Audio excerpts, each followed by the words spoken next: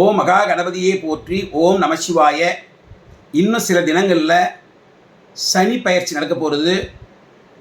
சனி பயிற்சின்னு சொன்ன உடனே நம்ம எல்லோருக்கும் ஞாபகத்துக்கு வரது திருநள்ளாறு.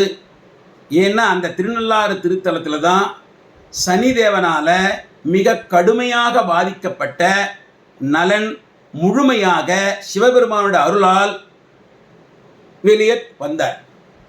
அது மட்டும் இல்லாமல் இழந்த அத்தனை செல்வங்களையும் திரும்ப பெற்றார். சனிதேவனோ அவனுடைய தாக்கத்தை விலக்கி கொண்டான். அந்த அளவுக்கு சிறப்பு வாய்ந்த தலம். ஆகவே நம்ம எல்லோரும் திருநள்ளாறு போகிறோம். திருநள்ளாறு போக முடியாதவங்க நம்மளுடைய பெரியவர்கள் நாயன்மார்கள் திருநள்ளாற்று சிவபெருமான் மேலே நிறைய பாடல்கள் பாடியிருக்காங்க. அந்த பாடல் நமக்கு பிடிச்ச மாதிரி ஏதாவது பாடலை எடுத்து பொருள் புரிந்து தினந்தோறும் பாடினாலே எப்படி நலனுக்கு அருள்பாலித்தாரோ சிவபெருமான், அதே போல் நமக்கும் அருள்பாலிப்பார். ஆகவே நாமும் சனிதேவன் தாக்கத்திலிருந்து மிக எளிதாக தப்பித்து கொள்ளலாம். அதனோட தாக்கம் ரொம்ப குறைவாக இருக்கும். கூடவே நமக்கு இரட்டிப்பான நன்மையும் கிடைக்கும். இந்த பாடல் தெரிஞ்சுக்கிறதுக்கு முன்னாடி சனிதேவனால் அதிகமாக பாதிக்கப்பட்டவர் நலன் சொன்னோம். எப்படி அந்த பாதிப்பு அவருக்கு வந்தது, அந்த பாதிப்பிலிருந்து அவர் எப்படி தப்பிச்சார், எப்படி அவருக்கு அந்த அருள் கிடைச்சிது நலனுக்கு, இதை நம்ம தெரிஞ்சுட்டோம் தான் நமக்கு திருநள்ளாற்று சிவபெருமான் மேலேயும் அந்த திருநள்ளாற்று சிவபெருமானோட பாடிய பாடல்கள் மேலேயும் நல்ல ஈடுபாடு வரும். அந்த ஈடுபாடு அதிகமாக நமக்கு நன்மைகள் பயன்கள் பலன் ஈஸியாக கிடைக்கும், கொஞ்சம் வேகமாக கிடைக்கும். இந்த நலன் நிடத நாட்டு அரசன். நலனும் தமயந்தியும் ஒருத்தருக்கு ஒருத்தர் விரும்புகிறாங்க. இதுக்கு அவங்களோட பூர்வ ஜென்ம தொடர்பு ஒன்று இருக்குது. அந்த கதைக்குள்ள நம்ம போல. இப்போ தமயந்தியோட அப்பா தமயந்திக்கு சுயம்பரம் நடத்துகிறார்.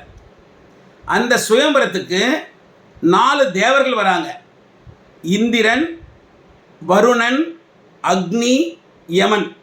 இந்த 4 பேரும் அவங்களுக்குள்ள ஒரு கோட்பாடு.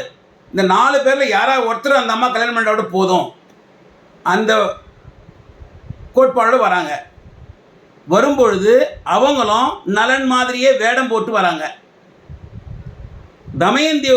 தமயந்தியோட பக்தியின் காரணமாக உண்மையான நலன் யாருன்னு கண்டுபிடிச்சி அந்த உண்மையான நலனுக்கு மாலையிட்டு கல்யாணம் பண்ணிட்டாங்க.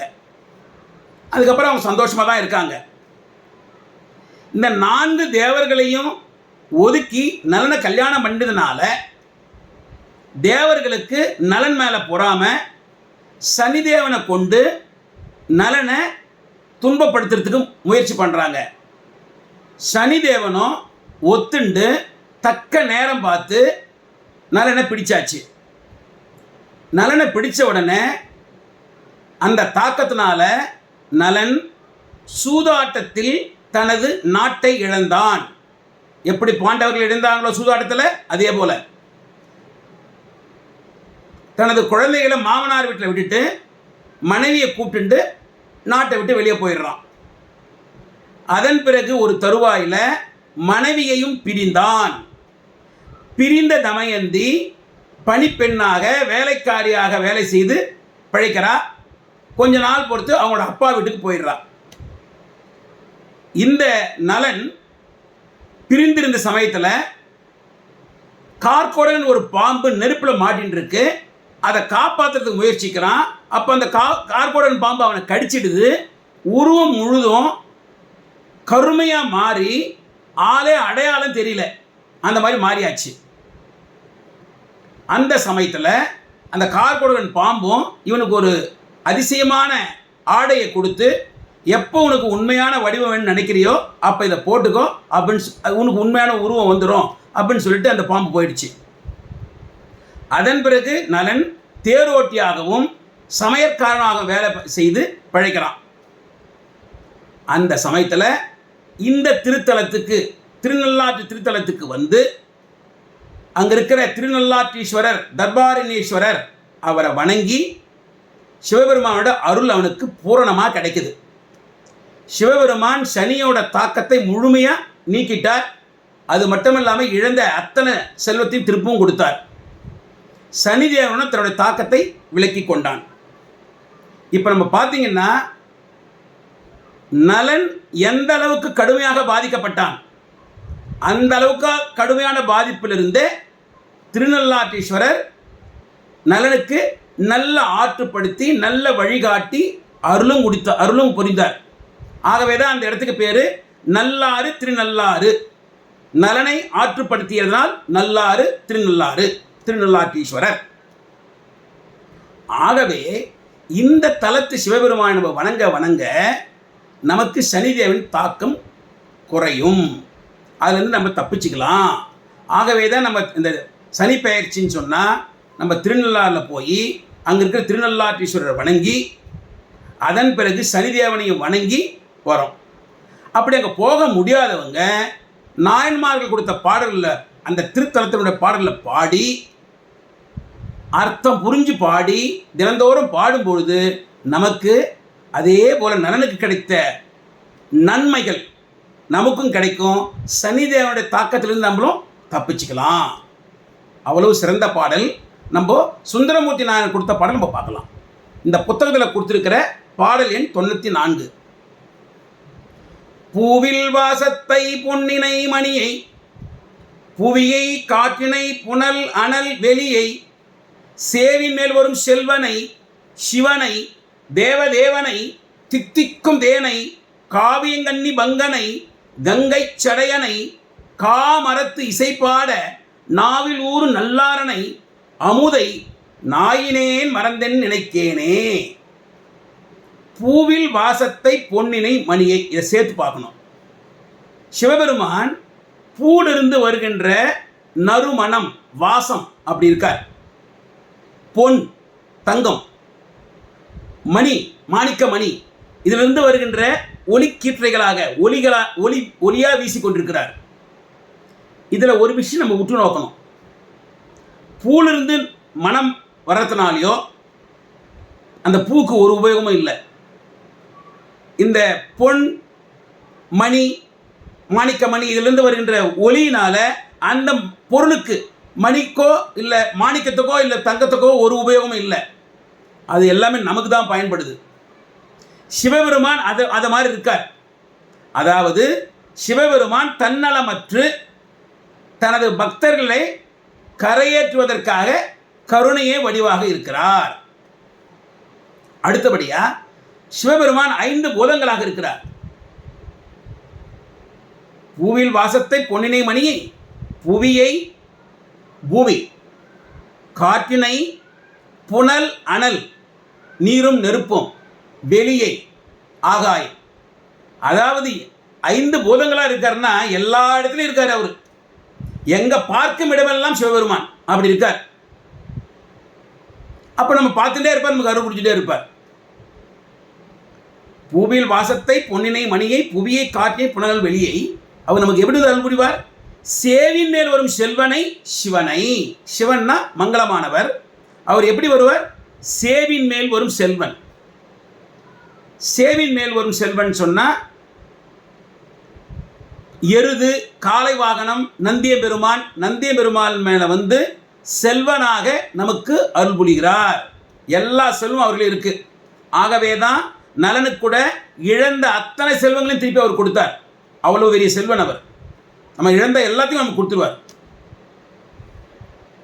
செல்வனை சிவனை, காவியங்கண்ணி பங்கனை, அம்பாளுடைய திருவிழிய கண்ணை விவரிக்கும் போது கயல் விழியால், மான் விழியால், மீன் விழியால், குவளைப்பு விழியால், தாமரைப்பு விழியால், இந்த மாதிரிலாம் விவரிப்பாங்க. இந்த பாடலில் காவியங்கண்ணினா குவளைப்பு விழியால். குவளைப்பு விழியால் ஏன் சொல்கிறாங்க? இந்த தலம் நமக்கு தெரியும், திருநள்ளாறு சனிதேவன் தாக்கத்தை விளக்கக்கூடியது, நிவர்த்தி செய்யக்கூடிய தலம். சனிதேவனுக்கு உரிய பூ கருங்குவளை பூ. அம்பாலை அதெல்லாம் அது மாதிரி விவரிக்கிறாங்க. காவியங்கண்ணி பங்கனை, அந்த அம்பாலை காவியங்கண்ணியா குவளைப்பூ வெளியே வச்சுருக்க அம்பாலை பார்வதி தேவியை தன் பாகத்தில் வைத்துக் கொண்டிருக்கார் சிவபெருமான். தாயும் தந்தையுமாக தாயுள்ளம் படைத்து நமக்கு அருள்பாலித்துக் கொண்டிருக்கிறார்.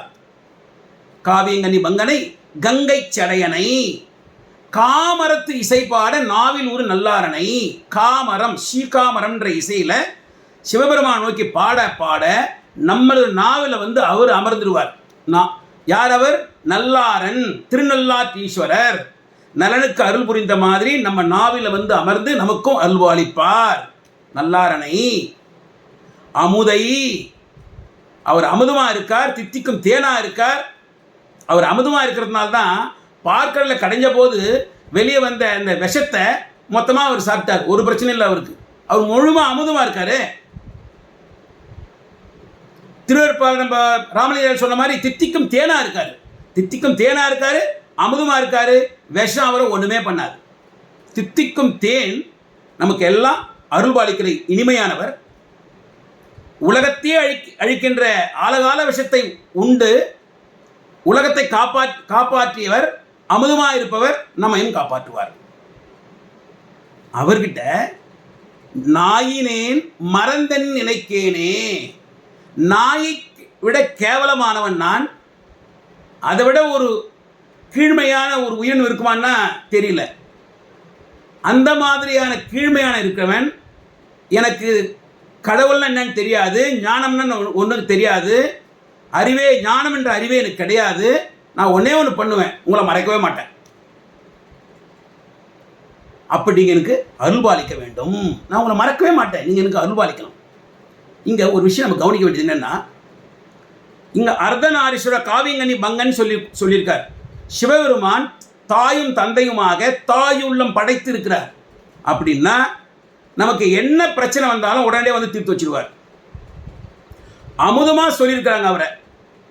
ஆழகால விஷத்தை உண்டு உலகத்தையே காப்பாற்றிய சிவபெருமான் இந்த உலகத்தை காப்பாற்றினார்னா சனிதேவனையும் சேர்த்து தான் காப்பாற்றிருக்கார். நம்மளையும் சனிதேவன் தாக்கத்திலிருந்து காப்பாற்றுவார். அதுதான் அமுது. அவர் தேனா இருக்கார், தித்திக்கும் தேனை.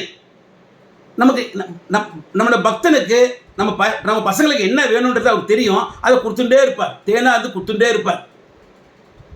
அது மட்டும் இல்லாமல் பூவில் வாசத்தை பொன்னினை மணியாக இருக்கார். தன்னலமற்று இருக்கார். அவர் இருக்கிறதே நமக்காக தான், நம்மளுடைய ஆன்மாவை கடையேற்றுவதற்கு தான். அந்த அளவுக்கு கருணை உள்ளம் கொண்ட குணங்களையே இந்த பாடலில் முழுமையாக விவரிச்சிருக்காங்க. சனிதேவனை தாக்கத்தை முழுமையாக விளக்கத்துக்கு ரொம்ப அழகாகவே பண்ணியிருக்காங்க இந்த பாடலை. இந்த பாட எந்தவித சந்தேகமும் தேவையில்லை. எப்படி நமக்கு நலச்சக்கரவர்த்திக்கு இழந்த அத்தனை செல்வங்களை திருப்பி கொடுத்தாரோ, அவரை எப்படி சனிதேவன் தாக்கத்திலிருந்து முழுமையாக விடுவித்தாரோ, அதே போல் நமக்கும் அருள் செய்வார். இதில் எந்தவித சந்தேகமும் தேவையில்லை. இந்த பாடலை அர்த்தம் புரிஞ்சுண்டு தினந்தோறும் பாடுங்க. சனிதேவனால் தாக்கம் இருக்காது, நல்லதே நடக்கும்.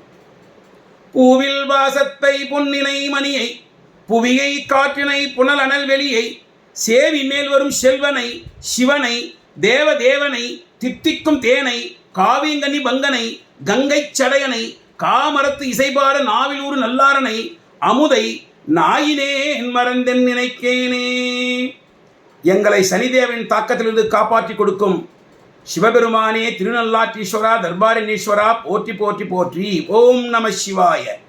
தவறாமல் உங்கள் கருத்துக்களை அந்த கமெண்ட் செக்ஷனில் பதிவு பண்ணுங்கள், எங்களுக்கும் உதவியாக இருக்கும்.